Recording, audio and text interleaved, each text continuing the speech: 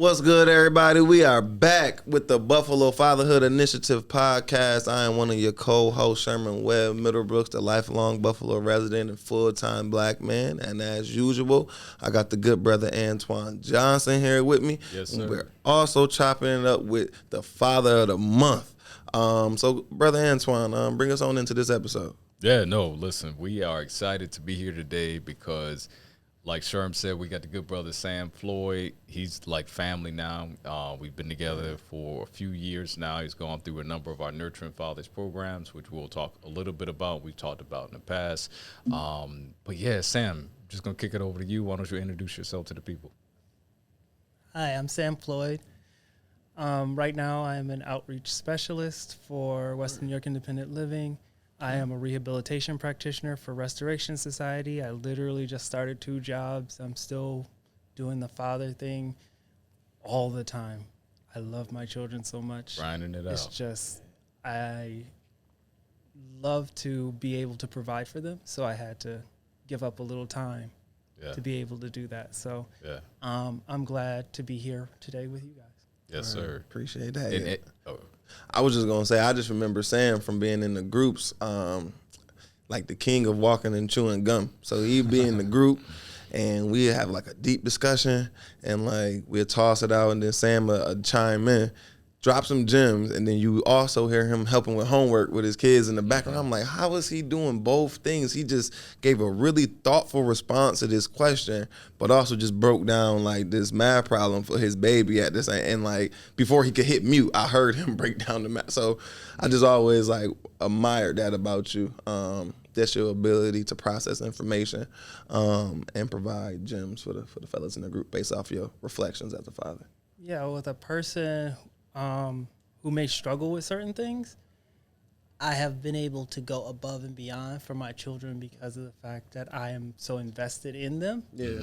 So what you heard was me doing homework, but I was also doing dinner and dishes, and my new baby had just come around at about that time. So I have a 3-year-old, he's now 3-year-old. So so the other 2 are 8 and 9. Yeah. So I was doing many things based off the fact that I just want to be there for my children in a way that I did not have growing up. Yeah. Gotcha. Yeah, you're the real deal, Sam. You are one of the few men in our community of fatherhood that is highly engaged, walk the talk, and whenever we had something going on, like you there, right? We did the bowling piece last year. We had some other stuff like online programming stuff that we did around early childhood development that you were a part of over the last year or so. You managed to work 2-3 jobs or whatever you got to do and still be attentive to the community, but more importantly, your kids. Talk to us a little bit about like where does all this come from, right? Like when you think about how you grew up, how you seen your father do things or the lack thereof, talk to us a little bit about that. So when I was growing up, I lived with my grandmother, I lived with my mother, I lived in group homes, and I lived in foster care. Okay. So my upbringing was diverse, but devoid of a father figure. So when I had my first child, I said, I'm not going to do that. And then me and his mother struggled, and I had to go to family court, which is, for me, was hell on earth. It was not someplace I wanted to be. That was not how I saw that ending up. I understand. And then I had my second child and my third, fourth child. And as I started to move forward, I started to be like, bear down, like on the idea that this is what I have to do. I have to do what I can, no matter what. Anxiety, depression, all that. Like, do your best to put it to the side. Give it grace, and just keep moving forward. Okay. When I had agoraphobia, which is a fear of coming out of the house, but every day I would try a little harder by literally taking my daughter to the park, and I would play with my daughter at the park every day. Okay. The baby helped you. I went to the library every day. We'd go to the library every day, and she would play on the mats and everything. And I did that with 2 of my kids. I stayed home, and I parented. So they had they had complete access to me. Yeah. And I thought about it in those moments in that way, that's what I wanted as a father. That's what I wanted, to have my children have complete access to me and be able to really know who I am, know what my values are, know just that their father loves them. Yeah. Unconditionally. I love them for existing because they are my children. Amen to that. Yeah. I once heard a brother say about, how to, deal with when the father is not involved, like how do you become a good dad kind of thing. And he said that, well, I've just learned to give my children what I didn't have. Yeah, exactly. Right? Like some people overcompensate or whatever, but the bottom line is that you're there, right? One way or another. And if I'm hearing you right, you a stay-at-home dad when you need to be, got 2-3 jobs when you need to have them, trying to manage your mental health, which is something that we don't talk about a lot as men of color. Right. And you're also in these parenting groups. So before you came to the Nurturing Fathers group a couple years ago, you were involved in another parenting group too, right? Talk to us about your motivation for doing these different parenting groups. I've been in a lot of different parenting groups. I can't remember the one you're talking about off the top of my head. I literally have been in so many of them. I've been in one through Restoration Society. I've been in one through Epic. Oh, yeah, I'm familiar. I've been through so many parenting groups because I believe in having the resources and the skills and the tools available to you, using them, the tools available to you to do better. So it's always about building. It's always about finding what you didn't have and using that to your advantage. Yes. So I've gone to some parenting groups where I've felt like I didn't get what I needed from it and went right out and found another parenting group and been so much happier being able to do that. Because there's so many resources out here for people. Yeah. And I notice people, I'm not going to shame anyone. I'm just saying I feel like people should take advantage of the things that are out here for them. They're usually free. Yep. They usually involve a network of people that are out here to support parents, to support Black parents. Yeah. There's all this community.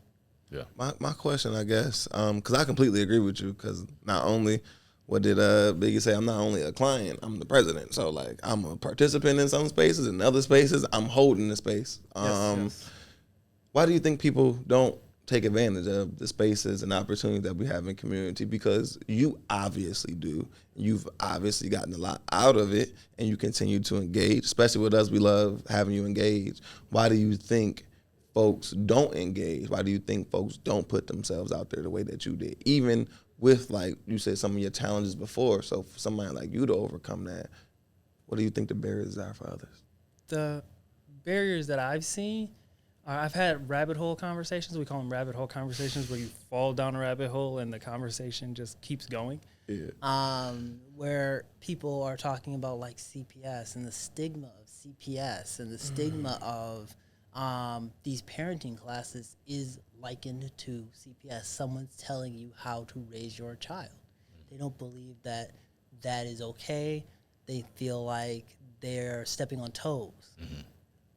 But what I want to say to them in this moment is that no one can tell you how to love your child, because you do. Right. You love that child. And there was a TED Talk where they talked about the difference between mothers and fathers loving their child and taking care of their children.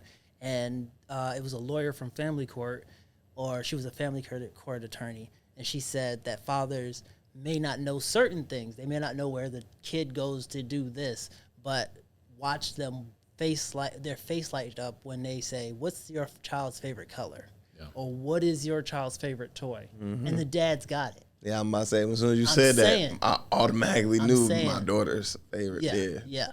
So They may love their child in a different way, and we're not trying to say you can't love your child in your way.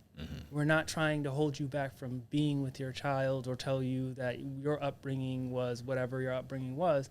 We're just trying to say we have tools. Right. There are tools available. Yeah. Like you can take and you can leave. You can take a tool, you can leave a tool. It's up to you. I like that philosophy.